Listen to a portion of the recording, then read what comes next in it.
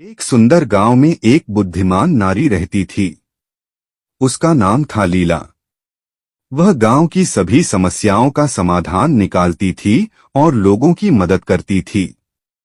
गांव के लोग उसे बहुत सम्मान देते थे। एक दिन गांव में एक प्रसिद्ध ऋषि आए। उनका नाम था आनंद। ऋषि ने गांव में शांति और प्रसन्नता देखकर लीला की प्रशंसा की। उन्होंने कहा, हे लीला, तुमने इस गांव को बहुत खुशहाल बनाया है। तुम्हारी बुद्धि और करुणा से लोग बहुत लाभान्वित हुए हैं। लीला ने विनम्रता से कहा, महात्मा, यह मेरा कोई विशेष गुण नहीं है। मैंने भी जीवन में बहुत संघर्ष किया है। मैंने देखा है कि दुख और सुख जीवन का हिस्सा है। हमें इन दोनों का सामना करने की शक्ति होनी चाहिए। ऋषि ने कहा, तुम्हारी बात सही है लीला। जीवन में उतार चढ़ाव आते रहते हैं। महत्वपूर्ण यह है कि हम इन परिस्थितियों से कैसे निपटते हैं। हमें धैर्य और शांति बनाए रखनी चाहिए। लीला ने पूछा, महात्मा, आप जीवन में क्या सीखे हैं? ऋषि ने मुस्कुराते हुए कहा, मैंने सीखा है कि क्रोध और लोभ मन को अंधा बना देते हैं।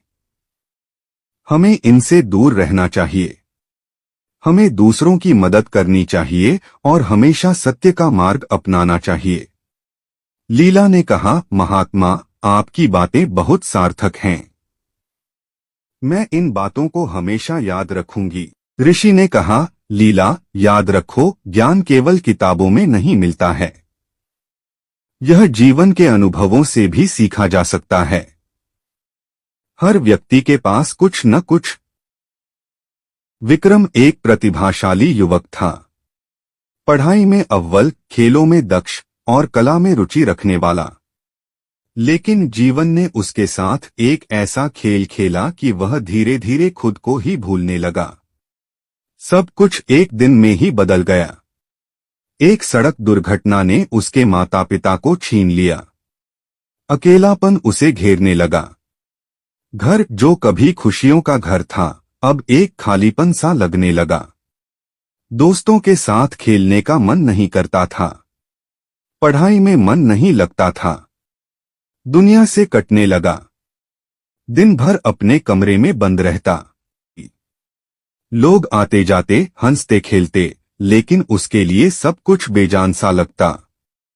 खाने पीने में भी रुचि नहीं रही। शरीर दुर्बल होता जा रहा था। एक दिन उसके पड़ोसी ने उसे देखा। उनकी चिंता बढ़ गई।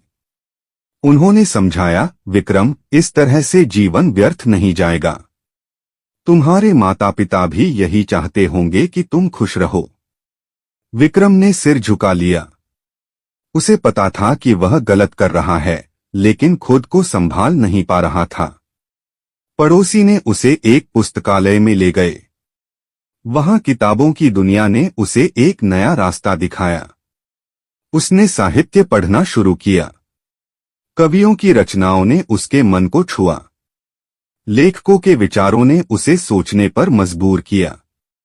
धीरे धीरे उसे जीवन का एक नया अर्थ दिखने लगा।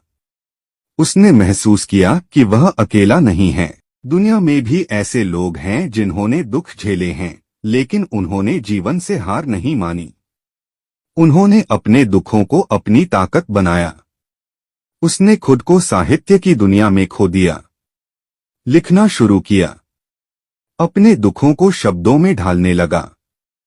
धीरे धीरे उसके अंदर एक नई ऊर्जा का संचार हुआ। उसने सोचा, मेरे माता पिता चाहते होंगे कि मैं कुछ करूं। मैं अपने जीवन को सार्थक बनाऊं। उसने एक साहित्यिक संस्था बनाई। युवाओं को लेखन के लिए प्रोत्साहित किया। उनकी प्रतिभा को निखारा। धीरे धीरे वह फिर से उसी विक्रम बन गया जो कभी हुआ करता था। खुश, संतुष्ट और जीवन से जुड़ा हुआ। उसने महसूस किया कि दुख ने उसे तोड़ा नहीं, बल्कि मजबूत बनाया। एक युवक सबको धोखा देने लगा, पत्नी समझाती है। एक कहानी जो हर किसी